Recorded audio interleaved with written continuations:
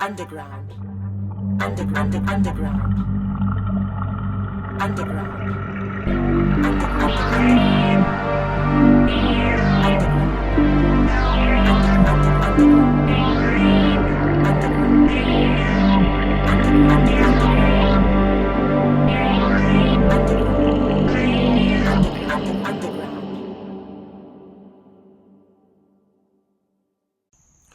Greetings, surface dwellers. My name is Michael, and these are my chthonic musings. RPG a day, 2025. We're a couple of days late and a couple of dollars short, but we made it, and we're finishing up the last two prompts. And here we go.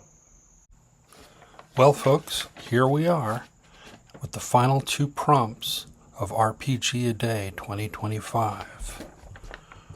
Prompt number 30, experience, and 31, reward. Now, experience as a noun is practical contact with and observation of facts or events. As a verb, it's to encounter or undergo an event or occurrence. And reward? Well, I think we all know what rewards are. And for the most part, our characters are not down in the dungeon facing green slimes and rot grubs and disintegration traps so that they can come back to cocktail parties and discuss what a lovely time they had on vacation down in the dungeon. They're there for the loot, for the reward. You undergo the experience to get the experience points. So we're going to focus in this video on the rewards and the character development or character advancement that goes along with that. Okay, rewards. Let's talk about the bonus situation. But before I start on this list, a non-exhaustive list of possible types of rewards, let's first have a little discussion about how and when the player characters come into possession of these rewards. They can be the spoils that our player characters gain or take for themselves, essentially a type of theft. They can be gifts or prizes given to them by some other third party. Perhaps at the end, at the completion of a contract or a promise that was made. There could also be items that are loaned for the player characters to use during the adventure, but are to be returned at the end. And the other general note that I'd like to make is that each of these types of rewards, if you're going to introduce them in your game and give them out to the player characters, they should be something that's rewarding, something that they can use, either directly or to convert this reward into ultimately something that they do want, that they will find useful. All right, so let's just start with cash, cold hard cash, or gold, silver, platinum, copper, electrum, what have you. And this is, the most readily seen as something that's a medium. You can't eat gold or directly use it, but you use it to purchase the things, equipment, room at the inn, your meals, your food, what have you. Transportation, passage on a ship or whatever it is that you are looking for. Cash equivalents. These can be interesting, and I think they should be made interesting. This art, gems, different types of equipment. I would certainly include things that are unusual. Maybe it's a type of equipment that you can't readily purchase in the town that you're in. The art can be evocative, and like down below, we'll talk about information, but that's something that you can include in these types of forms of cash equivalents. They might also carry heraldic symbols or other pieces of information that might be of use to the players. We have magic items or advanced tech if this is a science fiction or science fantasy type campaign. And this also brings up another general topic around the whole thing about rewards, and that is whether or not you put into the adventure rewards that are specifically targeted to your player characters or individual player characters, like the magic items. Will they be particularly useful to the types of classes that your players are?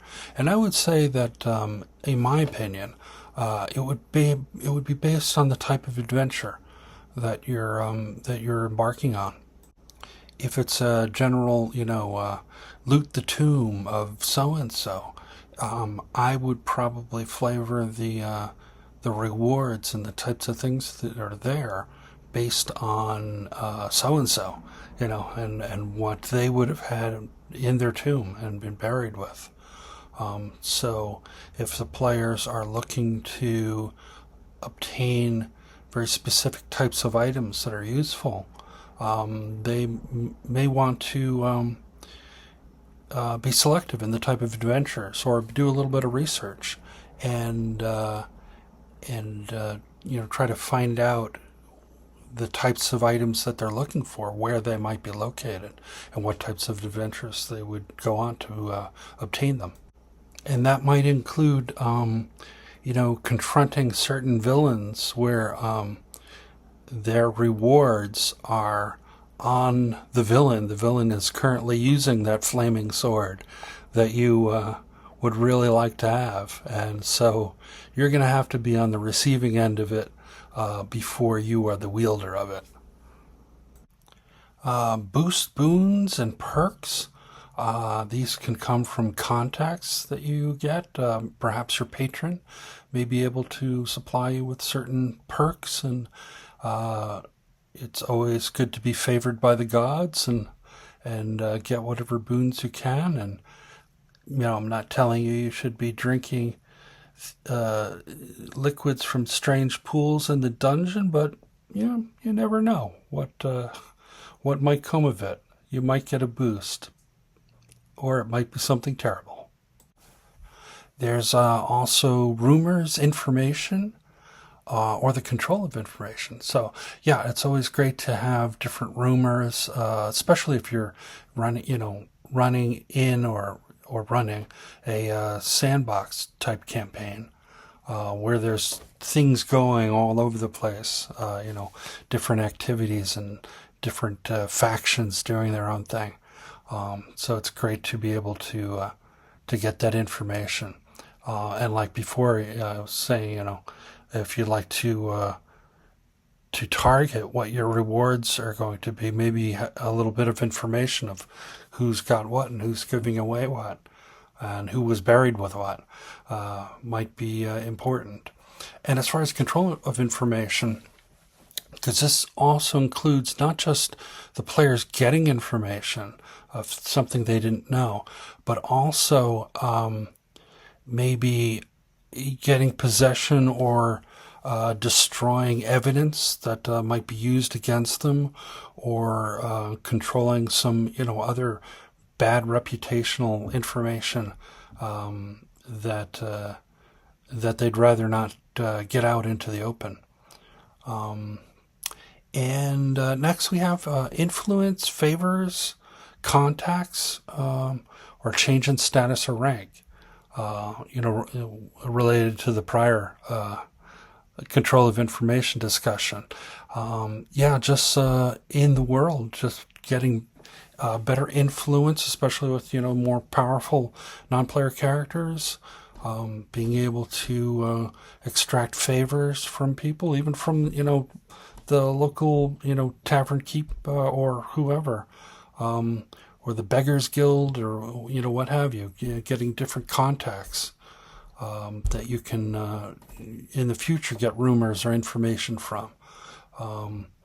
A change in your status or rank. So maybe as part of a reward for doing a certain service, you get a military rank or a change in status. Maybe the change in status comes just from all that gold that you extracted from the last dungeon you were in. Next we have land, transportation, new revenue streams, or discounts. So you might be granted a piece of land, and now it's of potential use, but maybe you've got to sink a little bit of that prior gold in to get it to be something worthy. If you're going to you've got the land for your wizard tower, but somebody's got to actually build the tower. For transportation, it could be a vehicle or a mount, either mundane or special of some sort. Revenue streams could just be, there are people on that land that you now own, and they pay their taxes to you, or you are now the owner of a tavern, or something of that nature, or you could get discounts for somebody may not be able to pay you, but they you get half price on all your armor repairs for the next year, or what have you. The removal of a curse or corruption or other negative aspect. So this might be something of value that is granted to you as a reward. And on a related note, training, either martial training or magical arcane training, or some other valuable service is given to you as a reward. And then finally, we have, which maybe the weakest of the lot, but the goal completion as its own reward. So, part of your reward for killing that villain is dead, and he really was pretty nasty. I typically, though, would not leave this as a standalone reward. Usually there should be some other rewards that go along with it. Otherwise it's a little stale. And now we come to that special type of reward, the experience points. Although first of all, I have to say that different games will treat character advancement and character development differently. So not every game uses experience points per se, but many of them do, including the original Dungeons and Dragons. And for those that do use a system of, some sort of experience point system, it's often done a little bit differently from game to game. One of the major categories, I guess you could say, is in many level-based games, such as Dungeons and Dragons, you have experience which is accumulated in what I would call maybe like a tracker. Obviously it doesn't exist in the game itself, but you keep track of the number of experience points, and once your character has reached a certain threshold, you either advance in level for that character, or at the very least you become eligible, or you've met the experience point requirement for it. And what I mean by that is, sometimes in some games it will require a little something extra too, perhaps something in game, like you may have to the character may have to train in game, but is not eligible to even attempt that until they have already met the experience point requirement. In some other games, I'm thinking particularly in like more freeform generic games like GURPS or the hero system. Often you will get experience points which are treated as like a type of metacurrency. So the experience points are awarded to the character, and then the player can either save them or spend them to make advancements to the character. So they may spend, a point or two, increasing a skill or buying a new talent. In some cases, those games have like disadvantages or limitations on some of their abilities or powers. And so sometimes rather than adding to the character, what you could be doing is using those points to buy off some of the limitations instead, and thereby, advancing your character that way. In these games, once those points are spent, then your character total point value goes up, reflecting that they're a little bit. So rather than going up by level increments, could be going advancing your character on a much finer basis. But in some cases, you may decide to save up the points over experience point rewards over many sessions, saving up for a more major upgrade to your character. Some of the things that the experience points can be based on is how much loot your characters have accumulated in their adventure, what type of adversaries and how difficult those adversaries were that you dealt with either in combat or in some cases, other means of getting around your adversaries. You could be awarded experience points for exploration or creative problem solving. In some cases, games have awarded experience points even for traps. So if you were able to avoid a trap or disable it in some way, you might have experience points awarded. For social interactions, making contacts, or persuading non-player characters can carry experience point awards to your character. Superior role-playing can also, in some games, have an experience point award. And in many games, other goals or bonus for certain things. So, let's say you're on an adventure and there are, let's say, 5 hostages, that you're to free in part of this adventure. So you may get an experience point award for each hostage that survives this ordeal and is freed, and maybe an additional bonus if all of the hostages are unharmed and freed.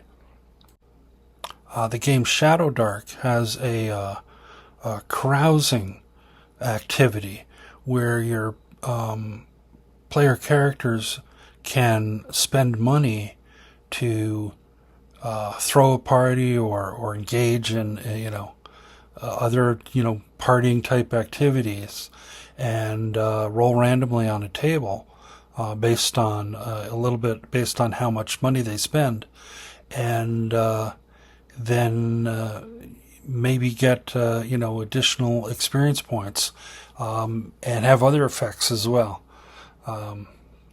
as due to their carousing. And then finally, we can just have the GM or adventure fiat just says at this point in the adventure everybody gets a certain amount of experience points. Now there's really two two parts to this. Is that you can have the milestone. It's called milestone experience point awards. But there's also another way where it's simply milestone leveling, and you don't really bother with the experience points. You just, whatever experience it takes to get up to the next level. If it's a game with experience, that's how much you get. Yeah, that's a fiat. And let's finish up our discussion of rewards and experience points with a little talk about character advancement and the reason why we have those experience points and why we crave them. We already talked a little bit about level-based systems and experience point thresholds to advance from one level to the next. I guess what we should also talk about is that on these level-based systems can work a little differently. When you're advancing to another level, you may have for your character class certain abilities or advantages or things that you're gaining from that level that are just fixed. At third level you get this ability for this class. You may have other things where the player has a choice. You get one more of abilities from this table, or this group of things that you can, let's say, for example, in 5th edition Dungeons and Dragons, if you acquire a fighting style, then you would choose which type of fighting style. Or if you are a fighter that's a battle master and you're getting a new maneuver, you would choose which new maneuver you're going to select. And then finally, in a game like Shadow Dark or other games, but you can advance and then roll randomly to see what you get. And then, based on what you randomly rolled, you may have a choice within that. So maybe you get an advancement to one ability score or another, and then you choose between them. So random selection can also be something in level-based games. And we also talked about experience points as meta currency, that you're awarded that experience, and then the player gets to decide how and when to spend that for actual advancements to their character. I think in every case that I can think of, it's like a very definitive choice.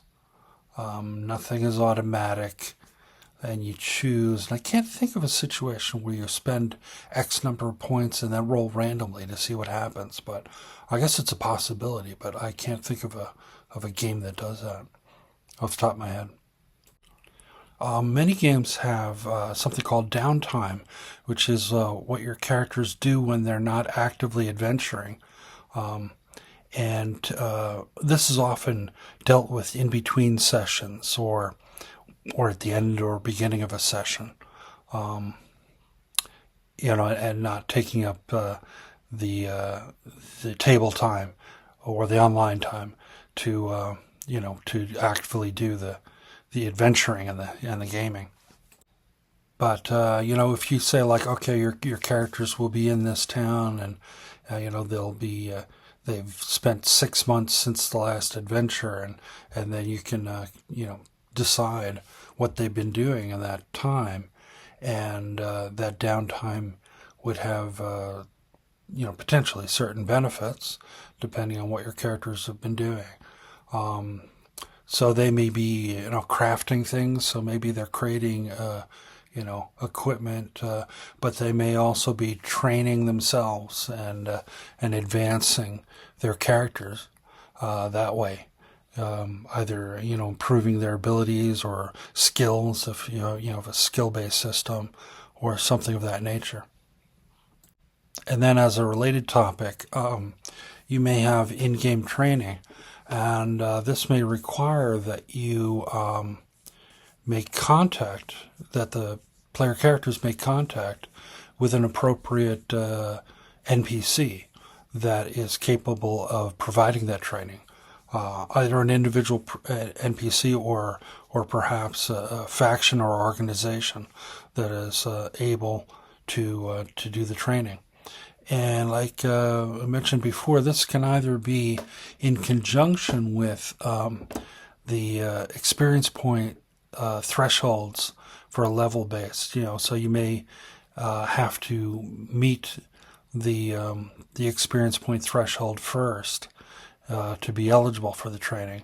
But in some game systems and for certain things, you may be able to just spend downtime and training and just do that. In Dragonbane, I believe you can also, if you find somebody to train, you can advance a skill that way. You roll to see if you're successful in advancing the skill. But in any case, once you've tried to advance a skill, successfully or not, through training, you then have to advance the skill in another way through actually using it and rolling before you can try to advance that skill in training again. And then lastly, we have once again, the GM or adventure fiat, which basically just says, okay, it's time, within this story or adventure or what have you, for all the players to advance to the next level. And I'll just, insert my opinion. In some ways, this is my least favorite form. It does keep some things clean where, everybody's the same level. And especially if you have a game like 5th edition D&D or Daggerheart, where you not only have levels to express the power of your characters, but you also have tiers or thresholds that also have a big impact on how much power a character has, and that way you don't have your players on different sides of a tier, where some characters are at the top end of tier 1 and the other characters are at the very bottom of tier 2, but it makes a big difference which tier you're in. So that, it eliminates that problem, but I much prefer to have more dynamic character advancement, and in my opinion, I like to have everything be in-game as much as possible, particularly about what choices a character can have. If a wizard's going to add new spells to their spell book, where did this come from? I don't like the idea of just the player looks in whatever books they have available and selects them, but in game, did the spell fairy just come in the middle of the night and add those spells to your spell book? It doesn't make any sense, and that kind of bothers me. In a similar way for the battle master too. He's learning a brand new maneuver or technique. From where? It just came in a dream during the night, or I much prefer that they actually found somebody that okay, this person's an excellent archer, and they you found them and made contact with them as a mentor, and now you have available these 3, 4, 5, whatever maneuvers that you can then, when you level up, you can then choose them. So you may be training at one point and say, your character doesn't get that maneuver right at that point in time, but they could add that maneuver a little bit later. But at least you can tie it back and say, well, that's because, I learned it from the trainer, from my mentor, but I didn't really perfect it until a certain point in time. That doesn't bother me, that kind of makes sense. But just when it comes out of nowhere, and totally unrelated to what's happening in the game world itself, I find that very disjointed. And so, until I resurface, may your successes be many and your failures be memorable.